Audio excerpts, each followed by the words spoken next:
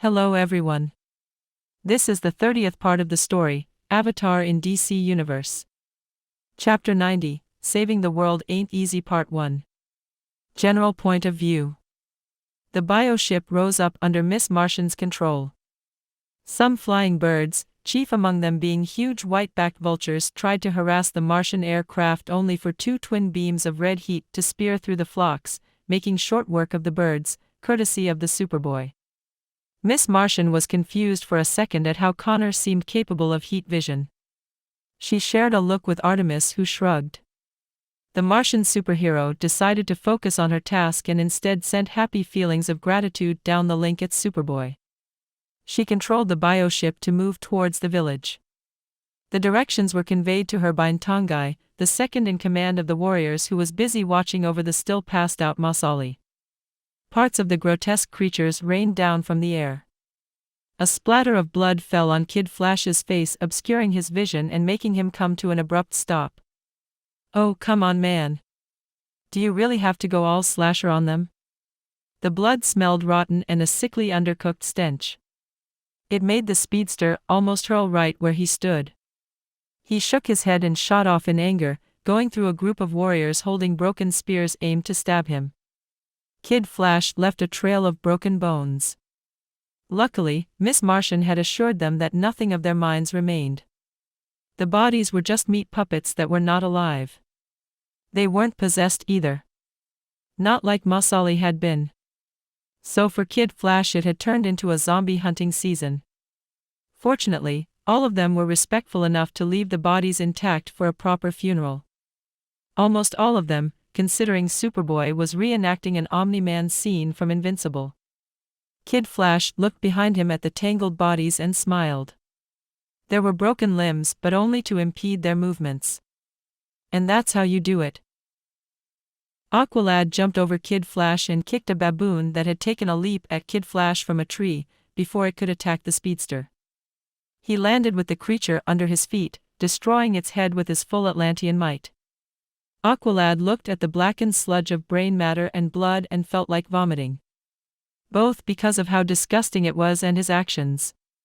They were heroes, killing was not something they did.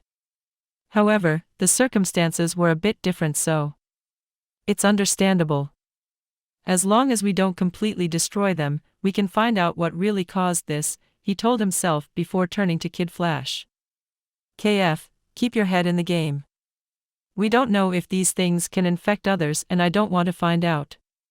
Aqualad told him sternly. Chill out, Aqualad, we're winning. In fact, Superman over there is basically dominating the battlefield. The speedster pointed at Superboy, who was carving a line among the creatures. He was unstoppable. His flight left shockwaves in the air as he accelerated, raining heat beams and ice breath down. The ground was destroyed, with craters and grooves. Aqualad felt his heart skip a beat at the viciousness with which Superboy was taking out the zombies. A fire sprouted out in the forest due to a stray shot from the Kryptonian, and Aqualad decided to caution Superboy to be careful right after directing Kid Flash to put it out. They couldn't deal with a forest fire on top of what they had. He reached through the telepathic link. Superboy, you're losing control. Be careful of your surroundings. You almost caused a forest fire. The clone didn't respond. Superboy was having the best time of his life. He felt powerful. For the first time in ever. He finally felt strong. It came as a surprise for all of them when he cut off the telepathic link, to focus on going all out for the first time. Damn. Did Superboy just hang up on all of us? Kid Flash asked telepathically. Before Aqualad could give Miss Martian the order to bring the clone back to the link, the ground started rumbling. The noise reached a crescendo just as a figure leapt out of the mouth of the cave. Robin. Aqualad's concerns over the Kryptonian clone were momentarily forgotten as all the creatures in the field froze in place. Then in unison, a loud screech escaped their mouths and they turned to run towards the cave en masse. Robin would be cornered from all sides. Let's go. Aqualad shouted at Kid Flash, who blitzed at his fastest speed towards the mouth of the cave. Birdarangs appeared in Robin's hands as he watched the creatures ran towards the entrance of the cave. After being saved by Aden, he decided to not let any of these things enter and intervene in the other boys' fight. He was the only chance they had at defeating these things. Boy Wonder might have disliked him, but he never once doubted his strength. Not to mention, things had changed. Robin now knew some of the truth concerning their former teammate. It put a lot of things in perspective. I am so not concerted, right now, he commented to himself, looking at the dozens of creatures advancing towards the entrance. 20 meters away, and Robin was about to show them just how much of a badass he was. His hand reached into the utility belt for his special explosive birdarangs. They carried a bigger yield than his normal ones, and ironically Robin had had them commissioned to deal with a certain former teammate. Now the team and that person were working together to face a new threat. Just like old times, Boy Wonder thought. Then Superboy swooped in and grabbed him. Robin was speechless for a second. Superboy was flying. That shouldn't be possible. Boy Wonder hadn't been paying that much attention to the link, and although he'd heard Wally wonder the same thing, seeing it for himself was different. Either way, Robin was angry. Why did you do that? He hissed. We need to keep them from breaching the cave. Aden is fighting that big scary lion. Superboy looked at the teen in his hands and snorted. You're welcome. And don't worry about them. I'll handle these things myself. He responded with a confident smirk. He was now getting used to his additional powers. The heat vision had been particularly interesting for the clone to play around with. But his favorite thing was flying. He could finally fly. He placed Robin near the peak of the hill, which evened out into a plateau, and flew back to stop the creatures from entering the cave. All this was done in seconds. That's how fast he was in the air. His eyes turned red and heat beams exploded out of his ocular organs. Superboy created a groove in front of the cave. A sort of line that had superheated lava from the melted stones. The zombies fell in and had their bodies destroyed. The temporarily full Kryptonian touched down with pride coloring his eyes. He had done it. None of these creatures could now hope to enter the cave. He looked back at the aforementioned cave and briefly wondered if he should have gone inside to help Aden fight the lion. Superboy's hands tightened. That thing had looked downright menacing and powerful. Before he could, though, two things happened almost simultaneously. For starters, Aqualad, Kid Flash and Robin clutched their heads in pain and screamed. A telepathic attack. Someone had bested Miss Martian at her own specialty, and as a result of being in the mind link with her, the rest of the team barring Superboy, who had cut off the link, and Aden, who was not invited to the Cool Kids Club, felt as if a spike was being driven through their skulls. Superboy quickly flew towards Aqualad and Wally. Aqualad. Kid Flash. Can you guys hear me? Take a deep breath. Heedless to the clones' worried questions, the three of them passed out.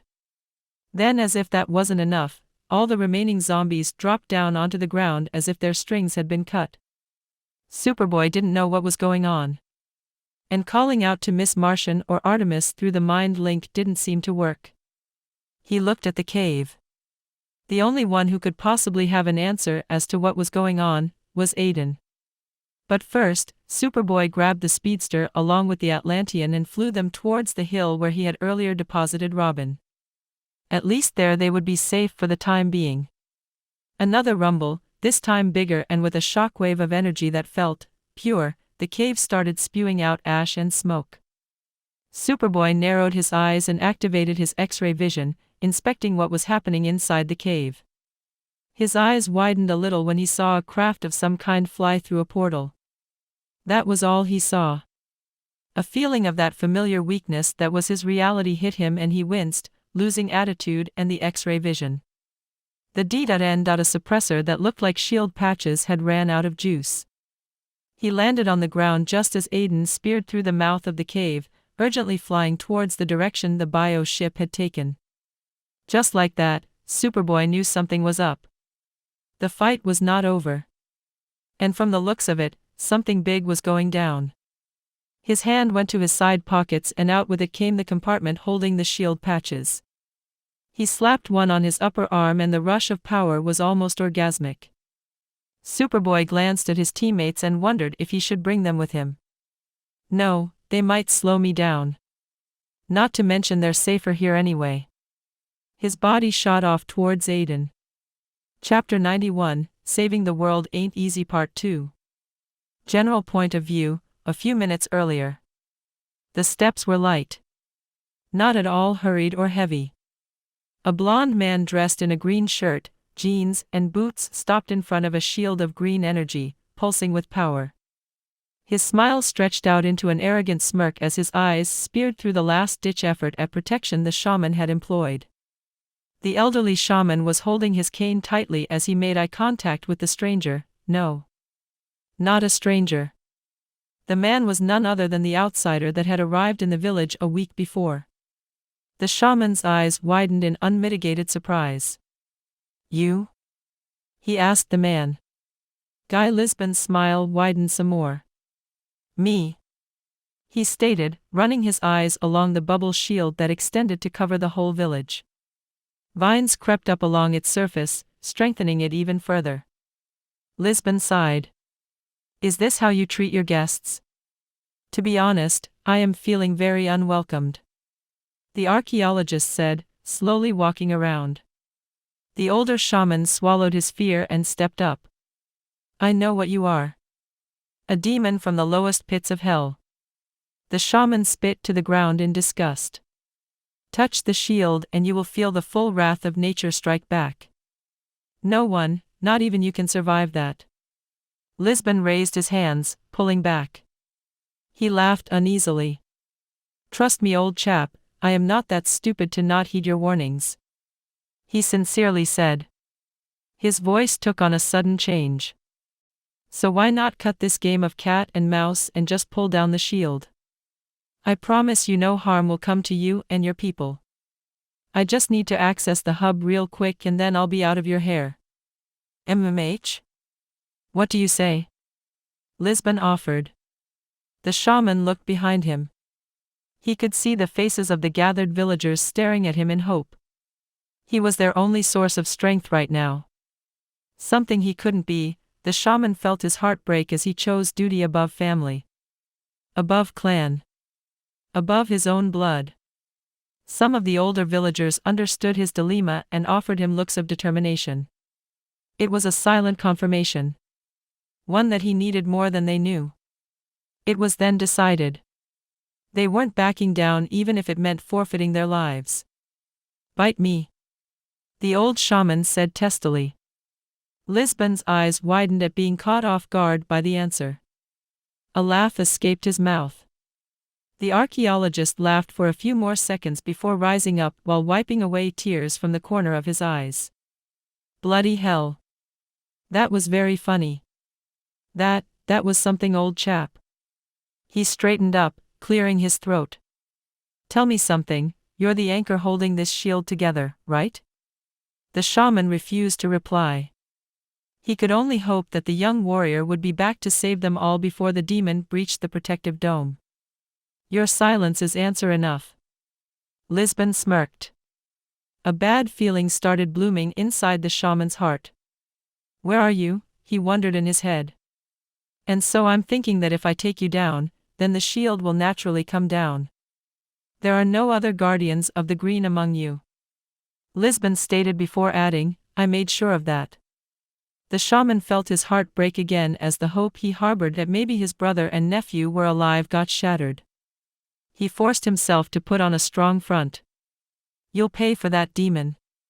That much I assure you.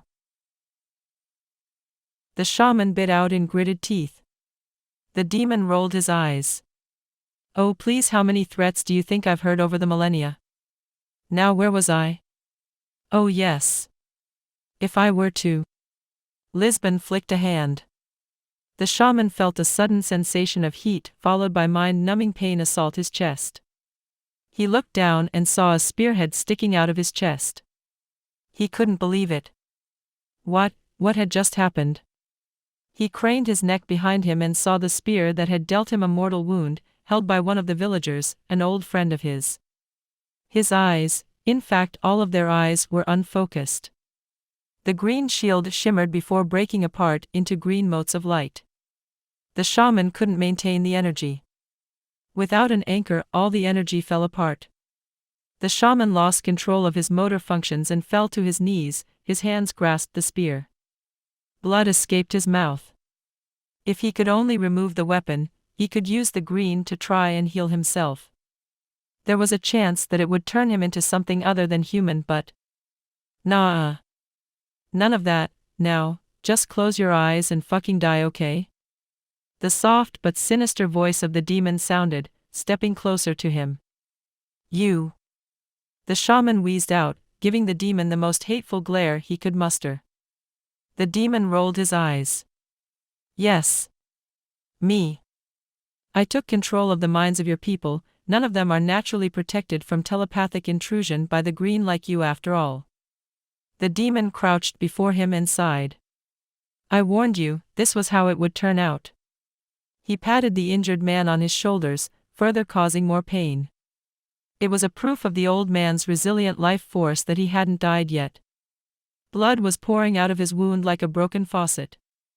I feel like giving you something before you die though. Lisbon clapped his hands and jumped to his feet in a dramatic fashion. I know. I'll tell you how I accomplished all of this, he said in excitement before turning back to address the slowly dying man. The shaman knew he had to do something, and luckily it looked like the demon was preoccupied. The aged shaman reached into the earth, touching the ground with a bloodied hand. He was sending a desperate plea. A plea to the real champion of the green. Please. You see, demons come in many variations. You humans don't really know the difference. Can't blame you, he shrugged, though I'm very insulted that you confused a demon lord of my standing with your run-of-the-mill Lilims. His black eyes turned more menacing as a cruel glint appeared on them. The shaman felt a palm land on his shoulder and squeeze. His clavicle cracked and the pain he felt was hellish, though it was nothing compared to the spear through his chest. He groaned and tried to look up, establishing eye contact with his torturer. That's for your earlier disrespect, and in case you haven't figured it out. I'm the one keeping you alive. I like keeping things simple. So although you're in my presence, none of that bowing crap. Call me Mammon. A cold shiver ran down the aged man's spine. That name. About keeping you alive, I can't have you dying on me before I tell you how I carried out my plans now, can I? You see, I need an unbiased opinion. He chuckled, waving his hand at the other villagers. And there's a short of that currently. And I know. Monologuing is bad taste. I'm wasting precious time when I could be getting this over with. But this is needed. The shaman could feel himself slipping away, only to be jerked back to reality every once in a while by Mammon. He never stopped calling for help. And in one instance, he felt something answer him. Something that felt massive. Something that had the same energy signature as the power running through generations of shamans. Lend. Strength. A slap pulled him out of his thoughts. Hey, old chap. I can't keep on doing this, asking you to pay attention. If you drift off again into that little noggin of yours, I'll start killing people. The statement was said in a way that showed he wasn't lying. Mammon straightened up, clearing his throat in the process. So there I was, chilling in my palace down under. Some bloke comes in and says, Lucy's gone. The big bad himself, mate. So everybody's like, time to take over the kingdom now that the king has abandoned his castle. I laughed at their stupidity. The throne of hell has a huge spotlight being shown over it. Everybody's clamoring to have a piece of it, but they don't realize just how high profile and dangerous to their health it is. Mammon suddenly went silent while looking off into one direction. Had Aden been there, he would have felt the telepathic fluctuations coming off the demon in waves. He was an even much stronger telepath than Miss Martian. Well, hello, there. I can't have you interfering so of to dreamland with you bunch. A shockwave blasted out through the mental realm and Miss Martian quickly marshaled all her skills and power to keep her teammates and her from being turned into vegetables. The most she could do was block the worst of it, which still led to everybody in the link being rendered unconscious. A second later, a light appeared in the sky, roiling uncontrollably in the air before it slammed into the ground, creating a groove under it. The bioship had not been spared either. Interesting. Mammon said, parsing through the memories of the junior squad, casually. The mental walls put up by Miss Martian were nothing in front of his millennia of skill. He turned his attention to the shaman. A large pool of blood was already under him and the old man felt cold. Darkness was creeping on the edge of his vision. He felt something pull him back from death. Anyway, with no supervision, I went off on a completely different direction. Why contest for a realm with so many greedy bastards, when I could take the opportunity and create my very own kingdom? Luckily, I had foreseen this and ensured a countermeasure for when I got the chance to escape. You see, this body comes from a long line of half-breeds, suitable for possession with no chances of rejection. It truly feels like home. You can thank Solomon for that, by the way. Bastard thought he could shackle me like he did the others forever, but millennia ago, I hatched this plan. And now the world is going to be mine. Mammon laughed cheerfully before continuing with his explanation. I whispered words of hope to Lisbon on how to get his malady treated. He couldn't understand that the changes his body was showing was just his blood reacting to his hidden heritage. So he came here at my behest. Seizing control of a second-rate demon like Nemeth was child's play. I simply pointed him to your village, promising an all-you-could-eat buffet. Lisbon under my guidance led your village warriors and shamans to me, where I had set a trap. Fast forward to me taking their souls and turning them into undead that follow my every command. I knew I had to thin out the herd some more. So I reached out to your nephew, stoking his ego, hate and impatience, both to deliver a fresh meal to my underling for all the work he'd put in and to subtly steal another shaman from you. You might not be powerful individually, but having nature act as your battery is bloody annoying. I've fought bastards like you before. The rest is history. A brief silence dominated the area. Now what? The old man wondered. Take rest. Suddenly he felt the ground rumble. A surge of vines, stronger than any he could create, broke through the earth, forming into the shape of a huge hulking humanoid figure. The champion, the shaman realized, hope blooming inside him. Mammon cocked his head to the side with an easy smile on his face. Well. I was thinking you wouldn't show up, champion of the green. That's when the shaman realized, it had all been a plan to stall until Swamp Thing arrived. Chapter 92, Saving the World Ain't Easy. Final part. General point of view. A mad cackling rang out through the already strange scene of over 100 people standing expressionless, one bleeding man, a green monster made up of vines and a man with all black eyes. The green behemoth with red eyes surveyed the scene, taking note of the bleeding shaman who had been responsible for calling him, the villagers and the demon in front of him. After forming his own conclusions, Swamp Thing didn't waste any time. His upper body grew taller, looming threateningly over the only white guy in the vicinity. He pulled his green hands back and shot them towards Mammon. The latter simply smiled, looking unworried at the attack bearing down on him. The vines snapped taut over his body, constricting him like dozens of pythons. Bones broke and flesh was mashed into a red paste. Blood sprayed out of his mouth, but the smile never disappeared. If anything, he started laughing. You are a vile creature. Your energy corrupts and nature abhors you. I shall enact my punishment. A rumbling voice sounded out of the Swamp Thing, filling the area with the aura of power. With a bloody smile, Mammon's eyes turned vicious. So nice of you to join the party. I was wondering how long I would have to keep the old fellow from hitting the bucket. Now that you're here we can finally start. With a flex of power, black flames sprang out of his broken form, burning all the vines apart in one move. A shock wave exploded out of him, blasting away the other vines about to come into contact with his body. The villagers were also blown away, falling on top of each other like tumbling weeds. Vines formed into a cocoon around the aged shaman who for some reason was yet to die. In response to Mammon's attack, Swamp Thing anchored himself onto the ground. Mammon softly landed and raised a hand. Silence dominated the whole village, disturbed only by the shaman's wheezing. Swamp Thing tried to move and found himself immobilized. What sort of power? The champion of the green gasped in shock. He couldn't feel the connection he had with the green. A red light started shining on the ground, forming an intricate pentagram below Swamp Thing. Mammon smiled. As if time was rewinding, loud cracking noises sounded out of his body.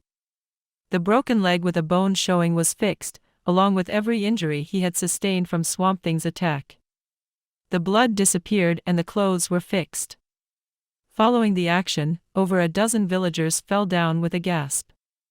Their bodies turned gray and aged in front of the shaman, and Swamp Thing's eyes turned to shrunken corpses in a macabre fashion. "Ah," he moaned. "That feels good," he said, referring to the stolen life force he had used to heal himself. Although the man known as Alec Holland was no more, Swamp Thing still remembered his life as a human. So to see the casual murdering of men, women and kids filled him with anger. He tried to access the green only to bounce off a wall. The pentagram circle below him pulsed with light in response to his actions. "Trust me, that won't work. What you're looking at is a mystical locking field inspired by one of your greatest wizards, Solomon himself. You have no hope of breaking through it. Now, I suppose I have stalled long enough. Here's the deal, old pal, I need something you have." He stopped, closing his palm. Upon opening it, a dark red-colored ball of energy was floating above it. "This is a little experiment of mine. In simple times it's like the flag I need to plant to claim possession of this world. I thought I only needed the hub of green located here, but then found out it's just one room. You could sense my virus trying to take control and simply cut it off from the rest of the house, which in this case is the planet, but I thought to myself, if I had the key, it would be much easier. Your connection to the green is ever-present, usually, and all-encompassing, meaning I can use you to infect the whole planet, remaking it in my own image. That's some biblical stuff right there, mate. Now hold still." Mammon reached out a hand towards Swamp Thing's huge green chest. The vines started unraveling, revealing a pale body inside the champion of the green. Swamp Thing's mouth opened in a wordless scream. He was being unmade. A whistling sound rang out suddenly. Mammon leaned his head backwards, his eyes wide in shock and heart hammering by how fast he had come close to losing his head. A thin trail of blood ran down his scruffy beard. The ground broke apart to his right, under the figure that had appeared suddenly. "TCH, I was aiming for your neck." The figure rose up to his full height, twirling the blade in his hands with an uncanny skill. The shaman on the ground struggled to open his eyes when he heard the voice. He was here. He had finally arrived. Now the old man could die happy. A smile appeared on his face and he let go. Aden looked at the fallen shaman and sighed. "Old man. I'm sorry I was too late. But..." He turned his gaze towards the demon. A serious and determined look on his face. "I promise you, I'll make him pay," he said, while thinking of a strategy. He couldn't hold back any of his abilities right now. That meant he was using everything. His full power. Mammon was powerful. He would rate him Superman level. On his way here, he had felt the aura being wantonly released by the demon and it was scary. Despite all his powers, Aden wasn't sure he could take him down.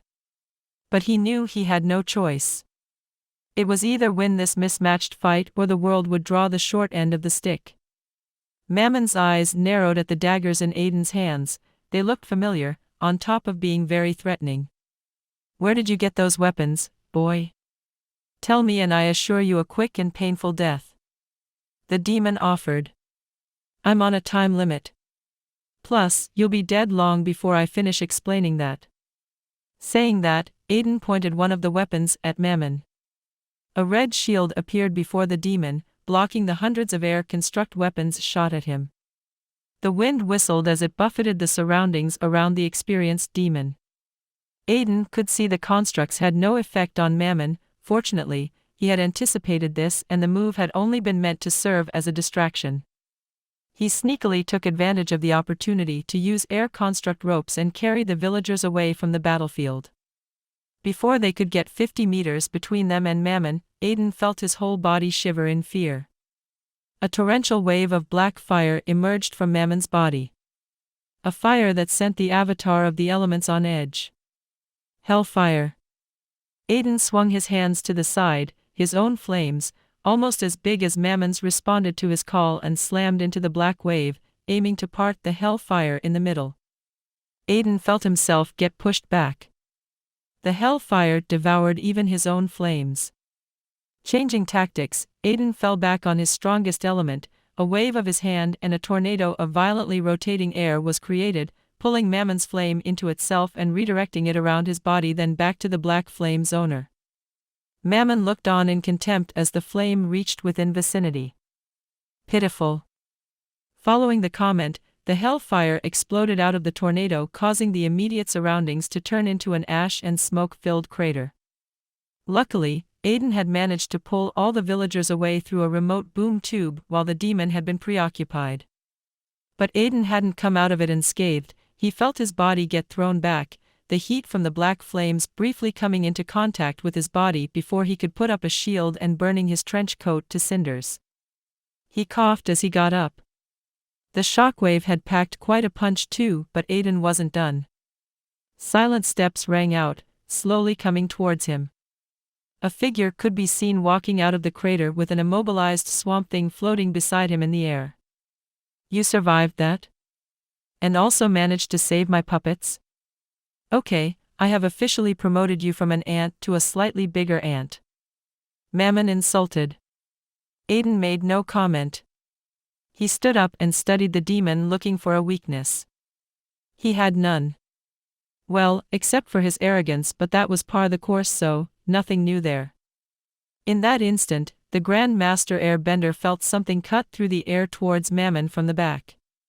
Aden made no indication of what was about to happen. The only thing he did was hold the daggers tighter, ready to attack. A massive blast of air shook the whole village as Superboy's fist was intercepted by a red shield, 2 inches away from Mammon's head. The Kryptonian slammed both hands on the shield, hoping to break through it and kick the ass of the man responsible for hurting Gan, to no avail. Mammon backhanded the clone, only for Superboy to lean back at the last minute, flying away. Mammon tightened his fingers and telekinetically pulled Connor back. Now, Aden thought. A blast of flames appeared behind his shoulders and feet, pushing him faster than he had ever gone before with the combination of air bending and fire bending. He wasn't going to miss this time. He blitzed in between Superboy and Mammon, one of his daggers slicing through the air with a sharp sound and a brief flash of light. Then Aden came to an abrupt stop, creating a groove under his feet before spinning in place, in an almost exact move from before when he took out almost 80% of the zombies. He felt his body warm up to a level it never had before. The energy in his belly was compressed to a degree he had never tried, and then, he released it in one burst, aimed at the demon's head. Plus ultra. The night gained another sun. Aden's maelstrom costume turned to ash at the sleeves as the stream of red super-hot flames never ceased burning out of his palms. His face was dripping with sweat, the light from the flames showing it set into an animalistic snarl. Red heat beams also joined the contest, Superboy tapping into the solar energy inside him to blast the demon while roaring. Mammon started getting pushed back. The huts and nearest trees were destroyed by the stray attacks as the two boys put in all they had to fight back. Then suddenly, Aden cut off the stream, breathing heavily. Superboy flew down too, feeling as if he'd bench-pressed 1,000,000 tons. Did we get him? He asked Aden. Instead of answering, the elemental attuned teen, stretched out his hand and grabbed a dagger dripping with blood from the air. Us? No, but the dagger I controlled using my air bending to slice through his neck, successfully beheading him and then turning his head into ash? Yeah, I think we did. Aden waved a hand, sweeping all the smoke and dust away.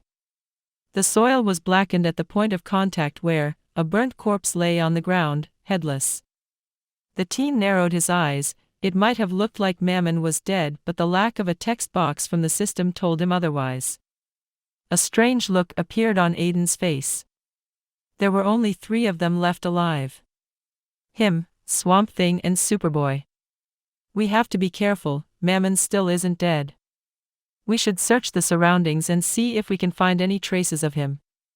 Aden suggested, rising up from his position. Copy that.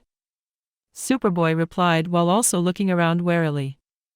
He started walking away to start the search, when a boom tube suddenly and with no warning, appeared under his next step. To push him inside, Aden waved both his hands to the ground, sending a massive platform of air bearing down on the Kryptonian. Then the boom tube disappeared. He sighed, removing the mask covering his lower face. Fuck. Swamp Thing floated down to the ground, now that Mammon was out of range. You betrayed your own. Humans never cease to disappoint.